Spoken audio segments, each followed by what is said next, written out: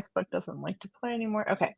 If anyone can see us, see, it is not going live in Facebook. Okay. Okay, we're gonna hit go live in Facebook and see what happens. Cross our fingers and toes because it's a little bit of the technology has changed. So it's a little awkward for a minute while it starts. Okay, I think we're live. Looks Awesome. like we are. I'm just gonna double check. If anyone can see us and hear us, you know the drill. Just let us know. Say hi. Introduce yourselves. I have an awesome guest on tonight. Think we're here. So yeah, if anyone comes on late, just jump in, say hi. We'll have some extra time. But I'm super excited to have Melissa on. She's amazing. If anyone's in the Portland area, she's very well known. She's kind of a rock star. Um, really doing really cool stuff, very successful. But she has a real mission, I think, behind what she's doing. It's really inspiring. And so she's got a great backstory. That's really cool. But I did have her on the podcast, so I really would love to dive into kind of what you're up to and maybe a quick recap of how you got to where you are now, being financially free and all. That would be awesome. Yeah, I'm so glad to be with you again, Shona. This is such an honor as usual. I love these conversations with you. Oh, Um, thanks. let's see, a really quick overview. I used to be a social worker for about 5 years, humanitarian before that. I actually had a real anti-wealth sentiment about me. And my family, my dad ended up getting Alzheimer's and getting really sick. And it was really the first time in my young adult life that I realized that money was really important and that money solved problems. And so when my dad got sick, I just started really researching how to build wealth. I did a complete 180 and changed some of my values because I really wanted to help my family, and just started studying all the major podcasts, top books on real estate, and ended up sending some direct mail marketing out for the first time in 2017. And I found my first investment property that way. It was shortly thereafter that my dad actually passed away. And learning about how to build wealth, while I wasn't able to help him, I was able to develop wealth in my own life. And now I'm able to help my mom and myself as I grow older. And from that point on, after my first one, I really just got into a lot of seller financing deals, some off-market properties, some on-market properties, and just got really creative in the financing and was able to quickly build a portfolio over 5 years of 34 rental units and about over 6 figures financial freedom number. And so, really quite a journey in about 5 years. Yeah, that's like really impressive.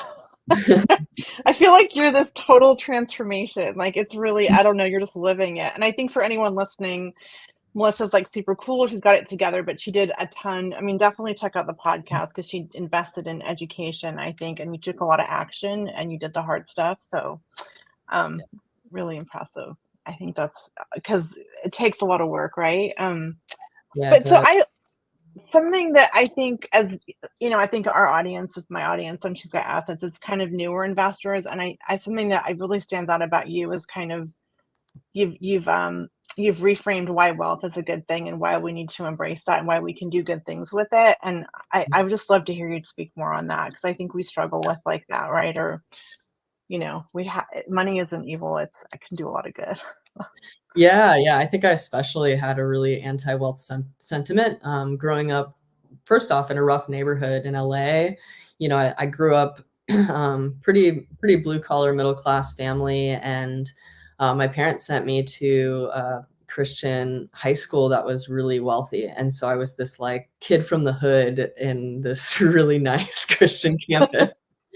And I got teased a lot because I didn't know what Gucci was, and I was completely disconnected from those things. And so I think in high school, I just developed a really like anti-wealth, anti-money mindset because the people who had money that I knew in my small little world were really mean and were really kind of seeing money as a way to like have power over me or to be superior to me in some way. And so growing up in that environment, I really didn't want anything to do with wealth. And as I went to undergrad, I started studying sociology and global studies, and I really went this whole other route of like, how do I help people who are on the margins of society? I want to do something meaningful with my life.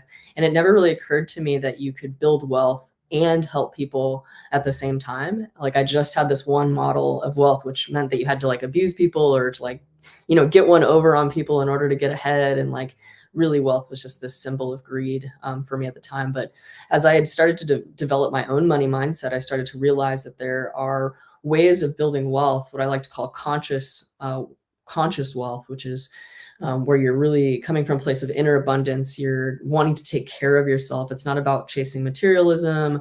It's not about getting the next newest, shiniest thing. In fact, all those things are where capitalism kind of leads us astray and gets us into deeper consumer debt and that sort of thing. But my wealth journey was really about conscious wealth. Like, how do I enhance my life and create time freedom so that I have the ability to spend my time and my life doing the things that I want to do to help the world? And so while I was a humanitarian in my early 20s, now I help people build wealth through real estate, and I'm a financial activist, and I'm writing a book and all these things to try to teach people about money. But really, it's in that same vein of trying to create liberation in the people and the lives around me, just through the vehicle of wealth building now. I love that term, conscious wealth. Did you coin that, or is that like I mean, that's really like kind of nails it, right? Yeah, I think I might have. Like, realizing as I get this back. I just wrote a chapter on conscious wealth in my book, and a lot of people are like, I've never heard of that concept. And I was like, I don't think I have either. So I think I'm kind of coming up with it, but it's hard to know like what you hear and what sticks and where you heard it from. But yeah, let's say Yeah. I'm coming up with it. Well, I think it also speaks, I know you're big on mindset because like also when wealth means different things, right? There's time freedom, but like that ultimately that's where it starts. And I know you're big on that, but I think we have to kind of believe that we can do good and that, Mhm. right, that we can, there's a lot, right? But I think that's really the beauty of that term is like up here, right, too. Yeah, I really think when you're coming from a place of wanting, believing that you're worthy of an abundant life, believing that your one precious life, that you can have agency and build in time freedom and start to manage your money in ways where it starts to work for you, and so that you can get out of the grind and you're not under the oppression of your employer telling you when you're going to work and how you're going to work and what you're going to do. And for me, like, I've really seen it through this lens of liberation. Like, time freedom is liberation. It is being able to say, I can choose what I do with my time. Nobody's going to tell me what to do. And I can then take the actions in my life, whether I want to work at a nonprofit, whether I want to do advocacy, whether I want to just spend time with my family, whether I want to just take care of my body. I mean, that to me, it's this liberation. Like, money becomes the means to the liberation. And I think when you're coming from a place of abundance within and you're not wanting that to like chase that next like hedonistic, let me just prove that I'm enough by having this fancy car or whatever. Like, when you're really coming from a place of abundance, you start to see the other people that you interact with as also being worthy, and you want to treat them well and you want to edify them. And I think that's where seller financing and these sort of creative strategies that are really about creating a win-win partnership with other people become the way to build wealth, versus like, let me see who I can, trick or find this little old lady who doesn't know what the value of her house is and, sort of trick her out of it. It's like, no, real estate can be about partnerships and mutual edification and mutual liberation, from having to work. And especially, I mean, seller carry, right? Because you're giving that person like an independent stream of income, right? So that, I mean, that's, and I think it's really a win-win. And I think that's not maybe how it's taught, right? But truly, and I know you, I mean, just how it affects the community. I know you talk about that a lot, but I think it's really very Mm. salient the way you frame it. Yeah, I think, for the longest time, I really just saw seller financing. And I think most people see it through this lens because this is who it's marketed to and how it's marketed. But I just saw seller financing as this tool for savvy investors who could go out there, try to find a seller with equity, create some terms that work for everybody, and, move on to the next one. And this is how you quickly build a portfolio.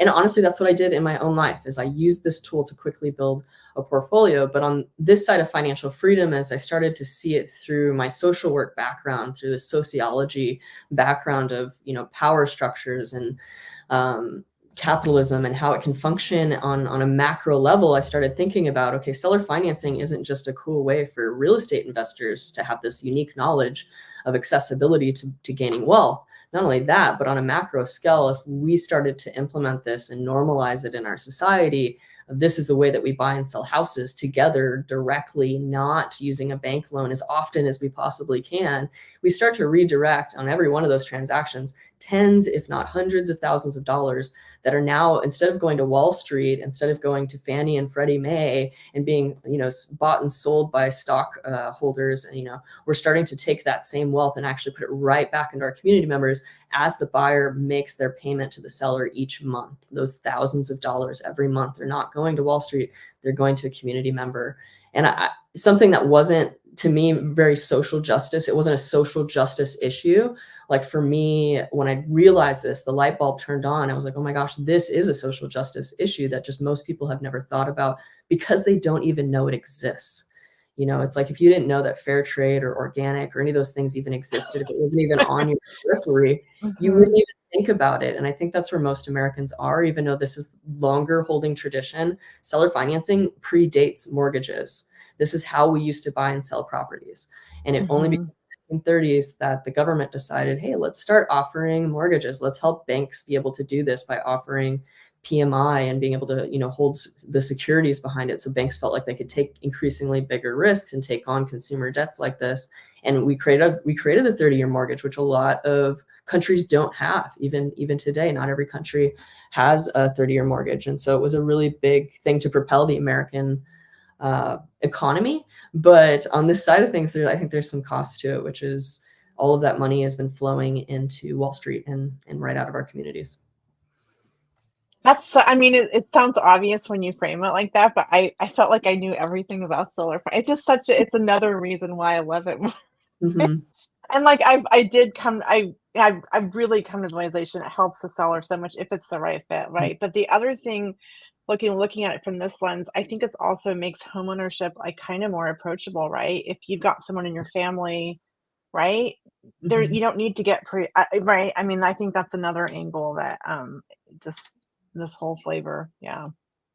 Yeah, I agree. I think it kind of works two ways, like both for accessibility for the buyer. We live in a time where so many millennials have not been able to make the milestone of owning property. And given that homeowners have 40 times more wealth than renters, it is a critical step to building wealth that millennials and other generations are able to access owning property. But it's just gotten harder and harder for the typical American to be able to do that. And we see interest rates rising, we see prices rising, and it's really, student debt and DTI and the income ratios and all that stuff. It's made it really hard to create accessibility. But with seller financing, we create the terms. The terms are between the seller and the buyer. And so if the seller wants to do interest only payments, if they want to do a really small down payment, if they want to make a really long term, all of these are flexible pieces that, given the right relationship, given that the buyer is credible, that the seller can take on and create that accessibility, because the bank's not the one dictating the terms between seller financing.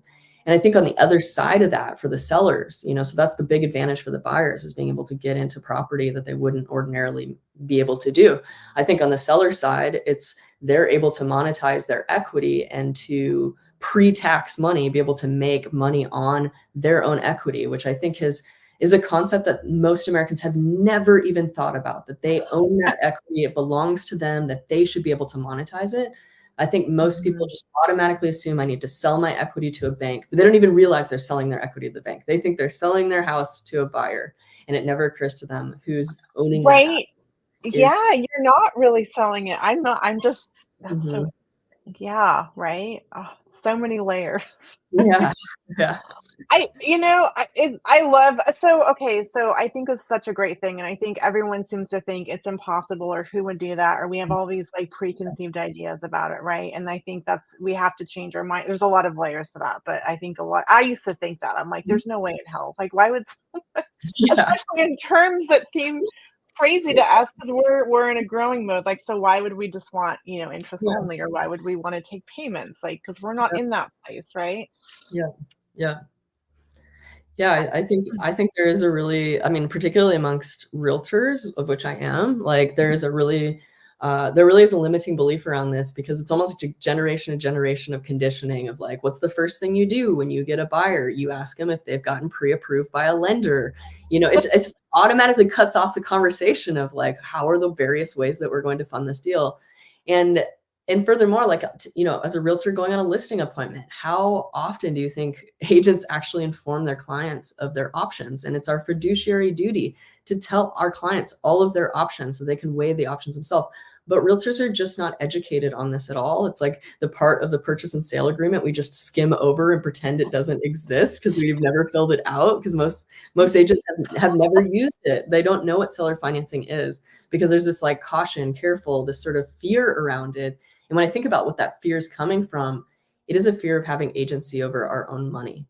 It is a fear of managing our own money because we're in a society that tells us, no, that's too complicated for you. You wouldn't be able to manage that. What's easier, just pay into your 401k, just get a bank loan from your buyer. Like, we'll take care of the details. But when you look at like every major city, who owns the most expensive real estate, downtown real estate, are banks.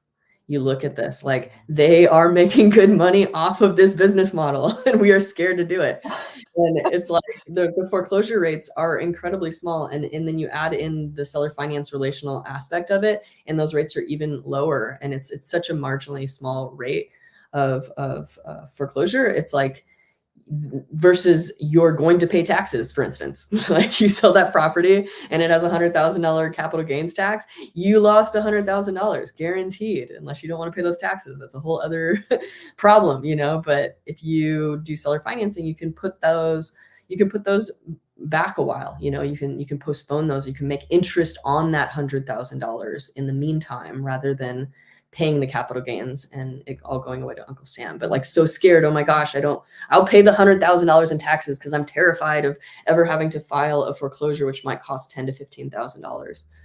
But most people don't know that. So they just think it's too much. It's too hard. Yeah, but well, you mentioned something too. I feel like if you develop that relationship and you understand if it's a good fit, it kind of is a natural thing. Like, hey, it's a proposal, and you're not forcing it. It's the right fit. And I know your background psychology, but I feel like that's so important, and we often overlook that when we talk about it, right? Oh, totally. I mean, here's like a funny analogy for that. You think about like dating apps. People meet each other through dating apps, and they're often so naughty because they don't know each other and there's no mutual friends, and they sort of like treat each other like objects or whatever, right? It's the same kind of.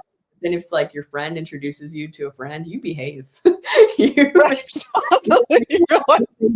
Button up. Yeah, you're like on your best behavior.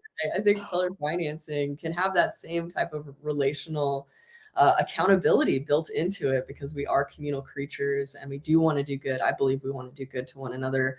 And I think it's really important to have realtors involved in the middle of this process. If you're not an advanced investor and you don't really know what you're doing in the minutia, for the typical everyday person, I think having two realtors involved and helping them kind of negotiate and think through the pros and cons and all that stuff, and just really safeguard each party, I think is critical. Of course, if you're an investor and you have good ethics, like somebody like you, Shona, I mean, you don't need a realtor, but like a lot of people would, Yeah, no, you're clearly hitting a pain point. Dee says, this is such a confirmation of my agent outreach, Melissa. I thought I was the crazy one, so you're speaking to that. So I mean, that there's so many things to unpack, but I do think that education piece, and if, like there it is, I totally believe in representation, because I feel like it's, for most people, it's a big purchase, and if you don't have someone doing, it's just important. So how do you, when you have agents and how does that conversation start, right? So it's like done in the right way, not the wrong way, right? I guess, if I can ask, right? How do you facilitate that if it's a good fit? Yeah, I mean, so before I was a realtor, if I was just looking for something off market, I usually didn't lead with seller financing, because it's like a "do you want to marry me" question. You just Totally is. I don't know you, like, I don't know your background, but hey, you look cute. Like, don't send a Valentine's Day card with "will you marry me?" Like, you want to start the relationship slowly and build some rapport. And so, like, for me, it was just building a relationship and just getting in front of people and building as many relationships as possible, whether that was cold calling or door knocking or sending a lot of direct mail. And then it was like, you wanted to spend the time getting to know the person's situation and making sure that it was a good fit, because there's no point in bringing up, I think Jeff Stevens said it really well, but like, don't bring up the diagnosis and the prescription before you've really done the diagnosis. Like, really take the time to understand what it is that the seller's trying to do, because Mhm. ultimately this is a partnership, and it's not about tricking anybody. It's a different mindset. It's like, I want to make sure that this deal works for you because you're going to be in it with me the next 5, 10, 15, 20 years. I want to make sure this is the right fit. And it might take a lot of conversations to find somebody who's the right fit. And I think that's where the working hard and getting out of your comfort zone and really pushing yourself, that part comes in. But with the individual seller, it's just more like, okay, are you worried about capital gains tax when you sell this? Are you, is it tenant occupied right now? Have you lived in it in the last few years? Are you going to have capital gains? Are you tired of being a landlord? I mean, you start going through some of these questions to see if it is a good fit. But there's so many ways to find people, whether it's just word of mouth, direct mail. I mean, I think you do all of them. I think you try a lot of different things and you really focus your energy, and know that it takes 6 to 12 months to like really find a good deal. And it might be off that first mailer and it might take you a year to talk to them, you know? And I It think that totally, yeah. Yeah, most and people, if you have, yeah, good marketing, hopefully it hangs around, so when the timing is right, yeah, yeah. So true. God, I love owner find. I mean, this whole thing. It's I like loved how you're tying it back to the community piece too. I've never heard it framed quite like that, right? So the other thing that I really think that you're genius at, and it's kind of skipping around, but I think kind of like identity, and I think really owning like, hey, we're investors, we want to build wealth and do good, and how do we frame that in our heads? And I think some people, like we're starting out, we kind of maybe struggle with that or tell ourselves stories like, who are you to be a landlord or buy property? How would you even talk to someone, right, about, owner carry or something like that? yeah, I think you're hitting a really important part that just doesn't get discussed a lot on like Bigger Pockets or these major resources for folks who are trying to make that jump from whatever career or lifestyle they had before into thinking that they are an investor, which ultimately means they're moving from being a landlord or being somebody who pays a landlord to being a landlord, somewhere in there usually. And Mhm. that identity shift is a really big one. And when I'm spending time with my clients who are buying small multifamily for the first time and they're moving from being a tenant to a landlord, often there's a lot of anxiety that comes up during the transaction over some of the smallest stuff. And then that's for me the cue to have the identity conversation. This is not actually about the sewer scope. This is not about the roof remodel or anything. Like there's nothing about that. Those things we can handle. What I start to sense is everything's a roadblock. Okay, that's really about identity shift. And so I think for people who find themselves maybe in analysis, paralysis analysis, like just constantly reading and not taking action, that could be a sign that this is an identity shift problem that you haven't dealt with. I think one of the things that was really helpful for me when I first started was to write down all of my negative beliefs, the ones that just kept popping up all the time, to create a conscious awareness of all the moments of kind of these pain points of like, oh, I don't think I can do it. And then I'd be like, well, why? Oh, because I'm a social worker. I'm not a realtor, because I'm not, whatever it was, because I Mhm. don't generational wealth, because I've never taken a class on finance, because I don't even know how QuickBooks works, because I've never been a landlord. I have a million reasons why I shouldn't have made it. But what I focused on was writing those reasons down and then creating counter thoughts that were more supportive to that identity adjustment. And so I think that, that work every single morning of reading a manifesto, that counteracted this belief system and starting to replace these negative thoughts with positive affirmations. And I would like yell them in the shower, like, I'm the best realtor for my clients. Meanwhile, I've done like 3 transactions, but I just like really started to like embody and believe that. And that confidence started to come through. And it was really reassuring to my clients to be with somebody who's not like, oh, I don't know. It's like, no, I believe myself. I have all the resources I need. I know the right people to ask the right questions. You don't have to be the top agent when you get started. You don't have to be the top investor when you get started. You just need to know them. You just need to know enough people to pick up the phone and ask the right questions and have those resources. And so I think that was a big part of it. The other really important piece was community. One of the things that I learned in all of my psychology classes, being a therapist, was that the people we surround ourselves really dictate our imagination for what is possible in our own lives. if we are spending time, for instance, if you're spending time with top athletes, you will go to the gym more often because you will think it's an important part of a normal life. If you start spending time with top, realtors or investors who are really active, it will become normal for you to cold call. It will become normal to put yourself in uncomfortable circumstances to meet people and ask them if you can buy their home. If you're just hanging out with people at the water cooler at work and you talk about that stuff, they're going to think you're crazy. Like they have no and in their little like world and how they're, what they're setting up to do for their life is to get their pension and retire when they're 70. They're happy with that model of life. And if that's you, then sure, don't do the hard work of becoming an investor and finding your own way out of working. But yeah, I think it's really important to surround yourself with people who have the mindset you're hoping to achieve. Yeah, and I think we grow, right? It's like this fishbowl thing if we're around people, but if we're around people, we're like, it's so important, I think. If there's so many meetups, and the more you go, the more comfortable you get, and you find people that resonate with you, and then you call them when you're having that moment of like, I don't know what I'm doing, but it's like that community because we all think we're on this little island, right? Yeah, And we're all having these so true. spots, and we're just but yeah, but the other thing, I don't know. I guess maybe this is a little soapboxy, but like I feel like when I first started, and I told you this, I was like extremely like kind of I don't want to say ashamed, but kind of just I didn't lead with that. And I feel like the more even especially talking to sellers, the more I'm like myself and I joke around and like I feel like I can build. I don't know what the word is. I hate the word rapport, right? But I think we think we have to present ourselves as it's really like, oh, I've got this little logo and, but the more authentic you are, the more business you get, right? And you've totally like nailed that, I think. It seems like, right? Yeah, I think authenticity really comes through to people. Your ability to give yourself permission to be your most authentic self is also giving people permission for them to be their authentic self around you.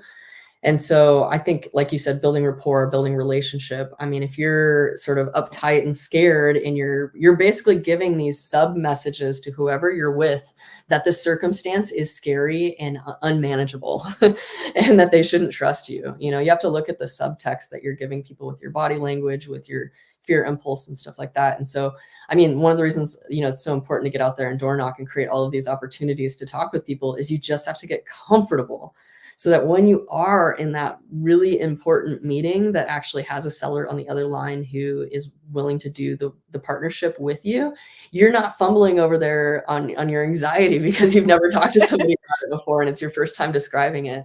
And so I think one of the great ways is just to get out there and start talking to people, sellers, whether it's through direct mail or door knocking or whatever you have to do just to get yourself in front of people and comfortable with that conversation so it doesn't feel so overwhelming.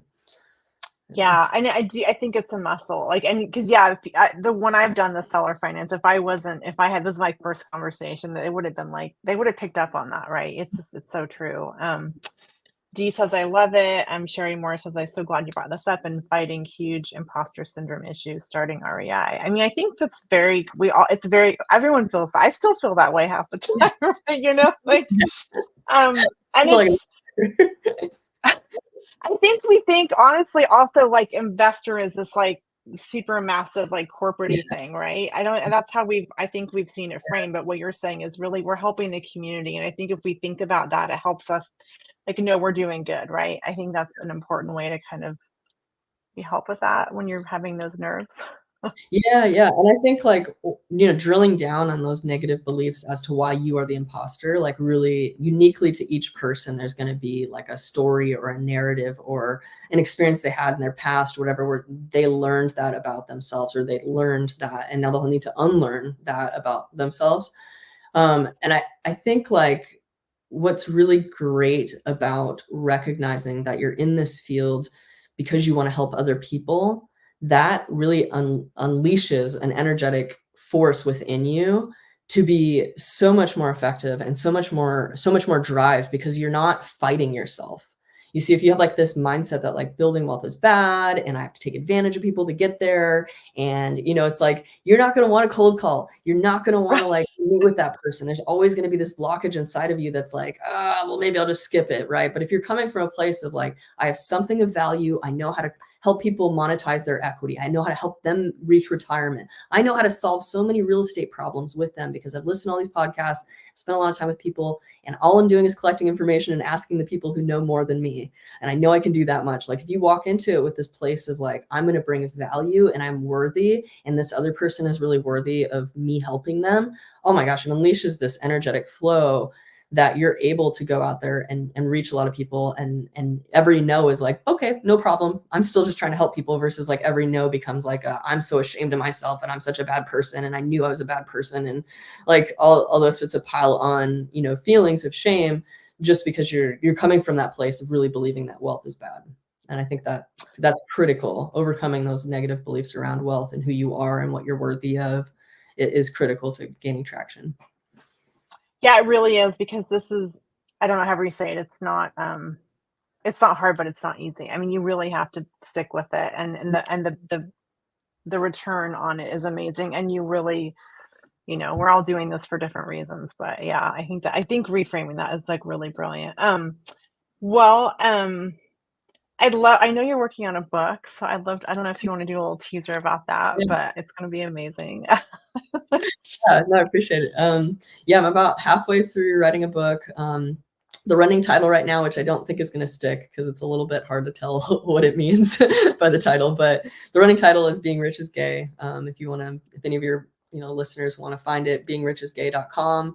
Or you can shoot me a message on Facebook or whatnot. But right now I'm about halfway through the book. I'm going through a bunch of myths on money and just helping people understand how money actually works versus what our society tells us, which is how to stay poor.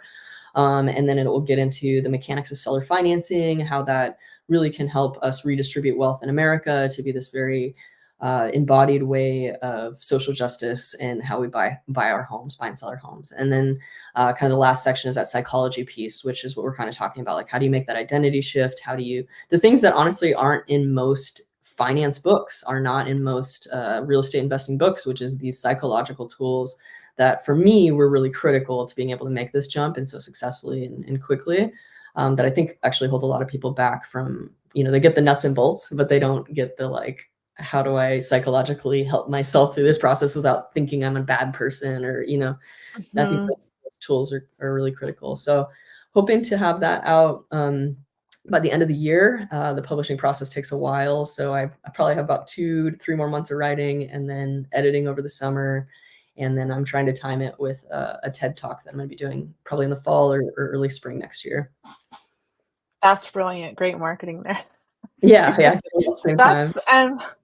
Well, it made me think, that's amazing. All that sounds and that's just the myth. There's so many books out there on how to do this stuff and the mechanics of it, but that holistic kind of approach, and especially the social aspect, because I think a lot of us, especially women, probably are in this for we want to do good, we want to help people, and we just forget that we do that. We get all caught up in like, I want to do a sub 2 or whatever the thing is, and that's not really what it's about, right? It's about how it's a people business, right? I mean, and we can't do that without but there's so much baggage about even like being a landlord, or even just saying you own properties. Like, it took me a long time just to say with a straight face, like, that's it, and I'm not ashamed of it.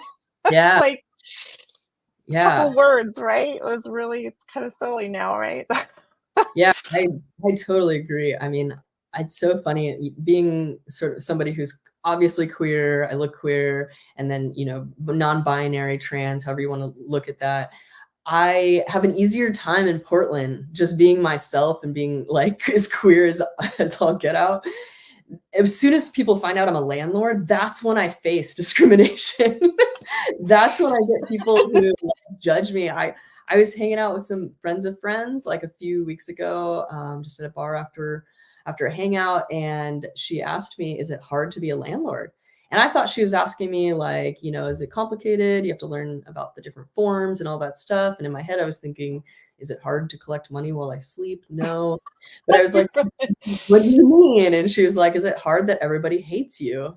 And I was like, whoa, I never really saw myself as somebody that everybody hates. And I think I think that's because there really is this perception. Again, it's going back to this like mindset around money, and something that I've learned as I've become more wealthy, particularly in a really progressive environment like Portland that has a lot of people like myself who used to think money is just so bad and it's inherently evil and there's nothing good that can come of it, and capitalism is always something that's going to harm other people. And I never really saw it as a tool to help. And like I think Portland has that mindset. I understand that mindset.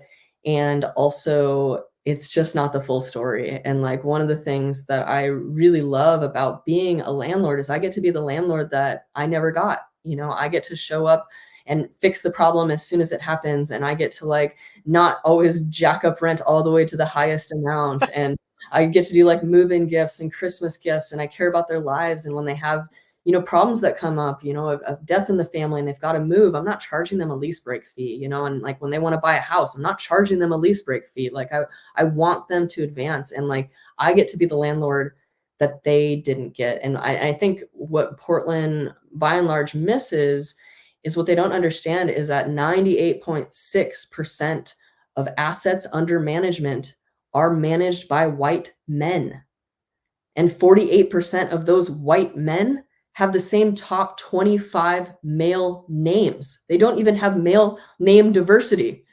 It's like, okay, Ken, and it's like only 41% of rental units are owned by mom and pop shops. And so every time we get another local person into being a landlord, we are fighting against like hedge funds. We're fighting against these white 98.6 white men who are currently managing these large portfolios of assets. And a lot of that isn't going to be your single family house or your duplex or fourplex. It's going to be your 20 units, your 100 units, those sorts of things. But like for me, this is how we create diversity and wealth. This is how you bring up, it's not just about bringing billionaires down so that we have less billionaires in our country. It's also raising how many progressive and people of color and minorities who are millionaires, who own property, who have a piece of the pie. And I think the other piece of this is people don't really know, landlords are not these exuberantly like wealthy people. On average, we only have $35,000 more per year. We on average, $97,000 a year is what a landlord makes. It is not a crazy amount. Landlords are not your billionaires. They're not the ones that are taking advantage of you. They're often just normal folks that are just trying to make a little bit extra. This is their retirement strategy. This is their retirement plan. And they're not out to like take advantage. But who is? The profit-driven hedge funds, the folks that are really all about the bottom line. They do not care about your individual circumstances. It is a CEO reporting to stockholders, and that's all they care about. They don't care about Susie in apartment 402, and versus somebody like me does care about Susie in apartment 402. Right. Yeah. When her cat has I mean, I'm the same. I feel like I care about my tenants, about their experience. I want to have if I have to change a light fixture, I'm going to get one that I would want, like no corporations, they've got like their builder grade crap, right? It's, yeah. I think you need to run for office. I'm going on a rampage, but I'll just say one more thing because I really liked this aspect that I just wrote about in this chapter. When I was thinking about like why, because the chapter was about being rich is bad. And I do think this is a core belief that limits so many minorities, so many progressives from building wealth. And I was trying to drill down on like, what is it about this belief? Why is it so inherently strong in our culture? And when I thought about the psychological underpinnings of this, I couldn't help but remember learned helplessness. I don't know if you're familiar with this concept, but in psychology, they ran these experiments in the 1960s where they put dogs in cages, and these dogs could press a pedal to stop themselves from being shocked, which is not we wouldn't do this study today. But if the dogs figured out how to press the pedal and they stopped being electrocuted, they fared really well. They didn't develop anxiety or depression. But the dogs who couldn't figure out that they could press the pedal, they developed anxiety and depression in response to the lack of empowerment and lack of agency. And in the second experiment, what they did is they just put a divider in the cage, and the dogs who knew how to press the button, they would just jump onto the side that wasn't shocking them. They had agency. They had a sense of, I can change my circumstances. They didn't have learned helplessness.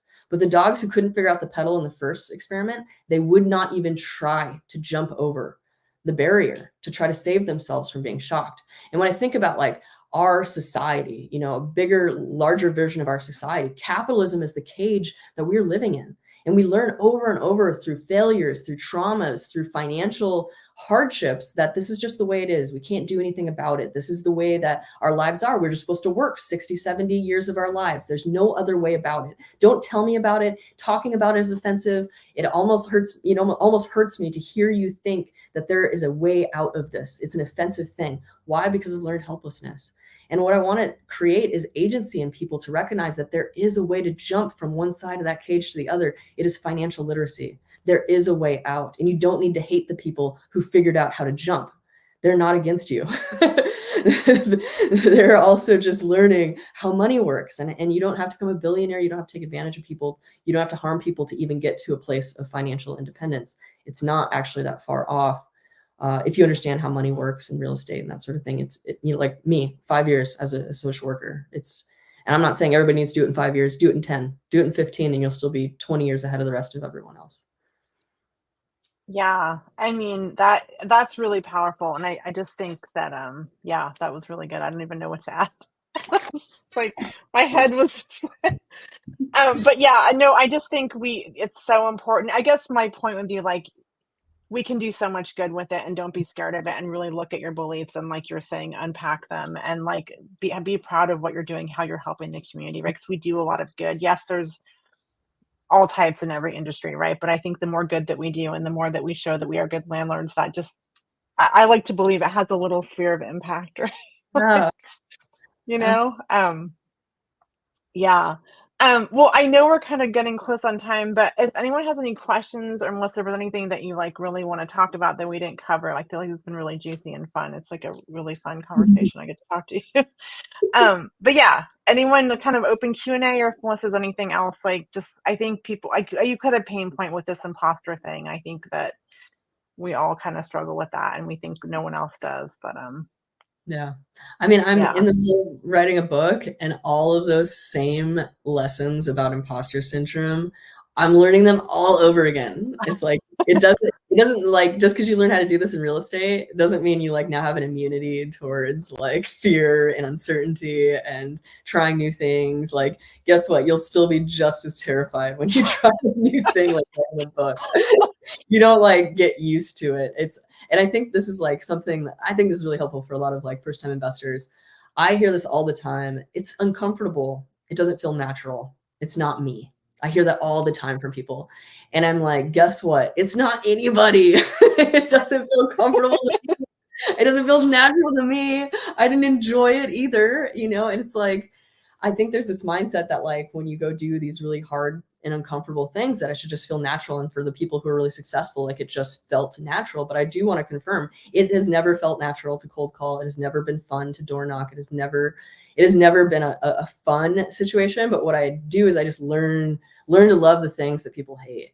Like learn to put yourself in comfortable situations and embrace it and get off the phone and be like, yeah, I did it. You know, like successful upon delivery. Like I didn't even get a yes out of that, but I did the thing that was hard and I'm proud of myself for doing it. Not because I got a yes, but because I'm just really proud. I did the thing I was going to say I was going to do today. And if I do it often enough, I will get a yes. I will be able to create the life that I've always wanted for myself.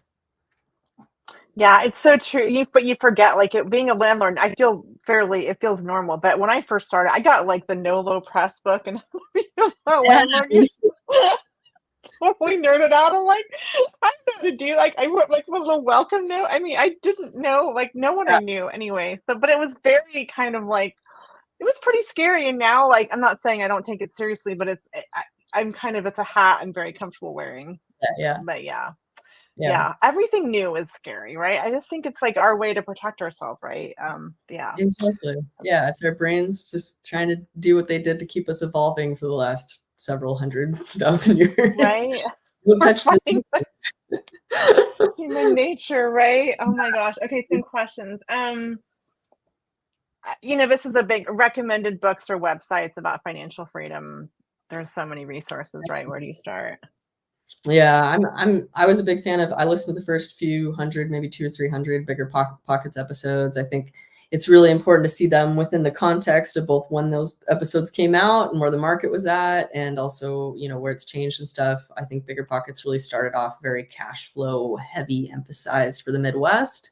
And I think they've maybe tamed that down a bit and realized the advantages of being in an emerging market like Portland, and that it's not always about chasing cash flow, but also appreciation. But yeah, Bigger Pockets is great. I really liked the is it Millionaire Real Estate Investor, the Blue Book. That one is pretty comprehensive if you're trying to just get a lay of the land on how to do real estate investing. Winning Friends and Influencing People, if you ever plan to talk to people. In life. Yeah, in life in general, may I recommend that book? That was a total game changer that I use every single day of my life since then. That was really powerful.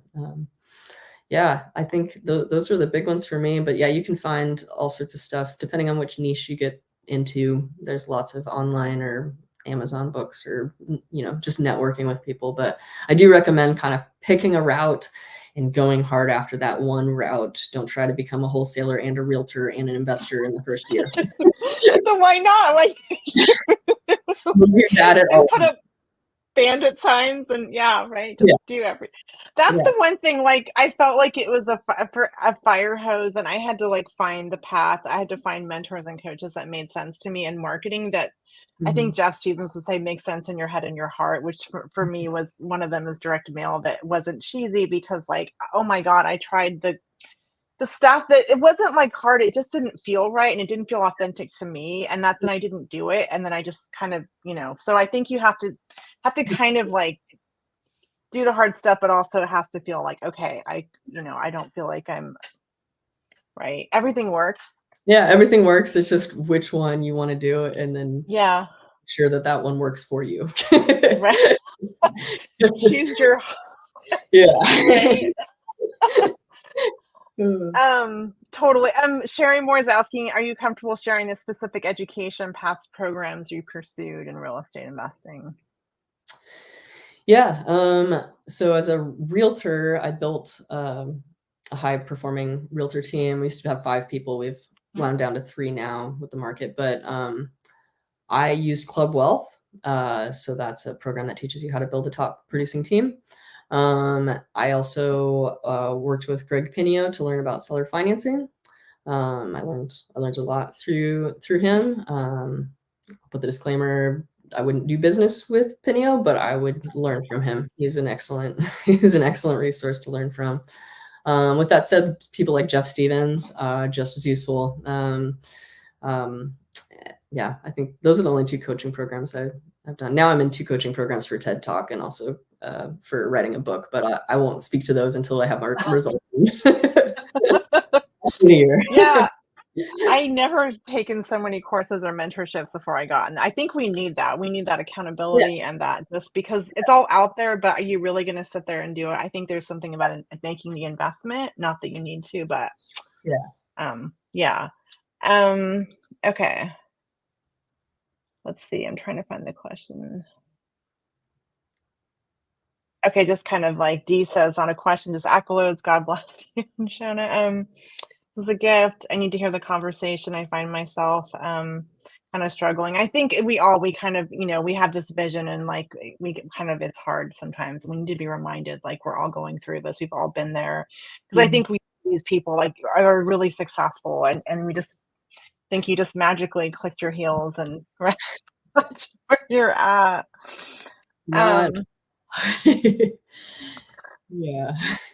Yeah, and I think I'm sure. I mean, even in the more successful, there's just different kinds of problems, right? There's different challenges. I don't know if it ever gets easier. Maybe you just learn to, like, I don't know if you have any insight on that. I think there's always going to be bumps, right? But yeah, I sometimes I reflect on, like, oh my gosh, I can't believe I got through it. Like, I quit my job. I had $16,000 in my checking account. Like, how did I get through that circumstance as a brand new realtor, brand new real estate investor? And then I skip ahead to like now, and I'm like, well, my problems are bigger. They're not as dire. They're not as acute as having such little money. But now I'm doing a 1031. I need to figure out what to do with 425,000, and I have like 20 more days, and so I'm about to pay $100,000 in taxes if I don't figure that out. I mean, there's like different problems, Right. but like I think what's really been interesting for me is like in both sides, nobody could relate to me. Like nobody else was quitting their job with $16,000 in their checking account. Like hardly anybody could relate to me when I was doing those kind of things. And then now that I have different problems, like most people's problems are in the thousand or maybe few $100 range, and mine are in the tens, if not hundreds of thousands of dollar problems. And it has its own loneliness of like, nobody's taught me this before. There's not a school to go for this. I've never tackled this before. I'm asking all my friends what they would do, but every problem is one I've had to figure out to solve on my own because there's nobody teaching me how to do this. And so I just like, for those that are listening, being like, oh, I'm faking it till I make it, I feel like I'm an imposter, get used to that feeling. 'Cause like you just get bigger problems, and then you just have to go like, okay, you just have less people you can call, honestly. Like when you're solving bigger problems, there's just less resources. But on the other side of that, I'm not $16,000 from being on the streets. So it's like I have more cushion, but I also have a lot more responsibility. I have a lot more people reporting to me. I have a lot more bigger picture problems to figure out. But yeah, it doesn't ever necessarily get easy per se. Yeah, and I feel like the goal always kind of moves, right? Like, so let me ask you, when you were, starting out, did you ever think you'd be where you are now? Or do you feel like, yeah, I knew I'd get here? Like, No, my goal when I was a social worker, my goal was to make $50,000 in passive. And I was like, when I make that, I'm just gonna be so set. And I think I've tripled that around there, somewhere around there. And definitely not done. Definitely still over here figuring out how to write a book and make e-courses and like figure out. Like I heard a really great way of terming it. There's R1, which is retirement one, where you're like, I can cover all of my expenses. I don't have to work for the rest of my life. I hit R1 like 2 years ago. Awesome. But R2 is when you graduate your lifestyle. You're like, you know what? I'd like to be retired like this, not like this. right. And so R2 is its own new challenge, but I'm kind of grateful in the certain sense because it's going to sound funny, but when I reached R1, all of a sudden I just didn't have a whole lot of purpose because I'd spent 5 years just like really chasing, like, how do I become financially free? How do I solve this money problem? It's like this drive and this energy. And then when I reached it, it was like, oh, well, now what? It's like being in the struggle and the grit of it. So maybe I put myself right back through it. But like, I was like, you know what? I want these kinds of lifestyle choices. I want to have a really great house. I want to have a really great car. I want, like, let me 2x my life a little bit and see if I want to do that level of living for the rest of my life. And I'm still young, healthy-ish. Like, I think I can try to accomplish that, and it gives me something to work towards. But yeah, you might be surprised. The bar does move. But to your point, I do think this really important to the conversation, which is, how do you know when is enough? Like when is enough enough? And I think there's so many real estate investors who don't define that. And then that goalpost just constantly gets moving because the way our brains work is we want to go after something. And when we get close to the benchmark, we just push that benchmark further so that we have something to chase. And so I think for me, like, I have a pretty solid understanding of exactly what that enough number is for me, but I'm kind of changing my goal setting benchmark instead of it being money, which, at some point doesn't really satisfy. I'm thinking about impact. Like, okay, well, what's my next goal on impact? Okay, I'm gonna write a book. I want to reach this many people. I want to have this many people do e-courses and learn about it. Like, so I found that that's a good way to shift that focus because there's, you can't put a Ferrari in the garage, like you spend all that time building an engine that can go that fast. As soon as you reach that number, Yeah. just retire. I mean, a lot of people get really depressed doing that because it's like you spend all this time becoming a high performance athlete and then you just sit on the bench. You're going to start new companies. You're going to come up with new ideas. You're going to invent yourself, but at least you have the freedom to invent yourself how you want because you've figured out the piece. For sure. Yeah. No, I think we forget to enjoy the journey too. We're so focused on that next thing. We don't really appreciate where we're at. Right. But And I love that you're focused on like there's wealth and there's like the number part, but there's the wealth and like affecting people and changing lives, and that's a really important thing. I think that's very we all kind of want to do that on some level, right? It just fulfills us, and we're kind of programmed for that, I think. And if we don't, so yeah. Oh Yeah, my gosh. Okay, really last question, and then I want to how people can reach you. Do you think being a realtor is a huge help to offer seller finance, especially building trust with seller? Hmm. From Eileen. I no, I don't think so necessarily. In fact, I think being a realtor can kind of get in the way of that process. Because one, if I send out direct mail, I have to tell that seller that I'm a realtor right in that first piece of mail. And when people see that you're a realtor, their automatic assumption is you're trying to sell their property, because most realtors are. And the reality is, if it doesn't work between me and them and creating a deal, we might talk about that. So it's not like totally off the table.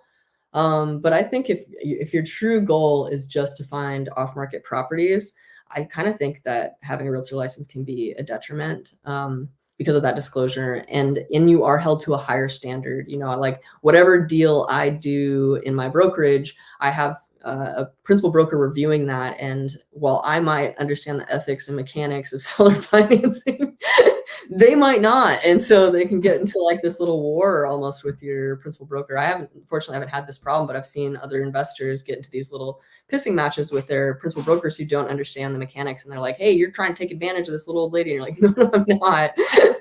Just like, it's like there's a lot of stuff happening that they might not understand. And so not having a license can actually be a really good thing, because you don't have to disclose it. And you can always have a friend or a realtor who you can tag and say, hey, I've got something on the line. I really would love, this is what you do with me, Shona. You're like, hey, I've got this under contract. I really am curious what the after repair value is. Cool. I just shoot you over a report, and you take care of me if you ever want to sell it. Yeah, totally. I think those relationships are so important, right? Because that's right. Yeah, I don't want to I think we often run numbers incorrectly, but okay, it's a whole nother soapbox. Yeah. Let's go there. So just maybe remind us when your book's coming out, how people can reach you, follow you, all that fun stuff.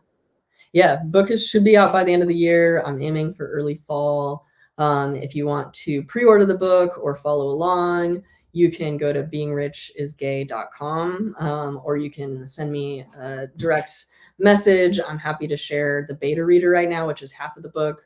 I'm collecting beta readers, just trying to get people's experience right now on whether they find it boring or interesting or confusing or whatever, just trying to create a really seamless reader experience, a really enjoyable reader experience. So if anybody's interested in reading for free and maybe giving me some helpful feedback for other readers, just send me a DM and I'll send you the link. That's amazing. I love that. That's really just kind of getting feedback before you even publish. That's awesome. That's super cool. Oh, yeah. Well, thanks, Melissa. It's been really fun as usual. I could go on forever, but I'm sure you have things to do.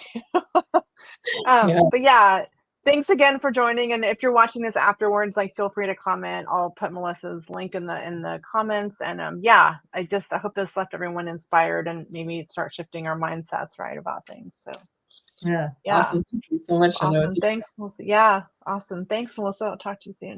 Bye.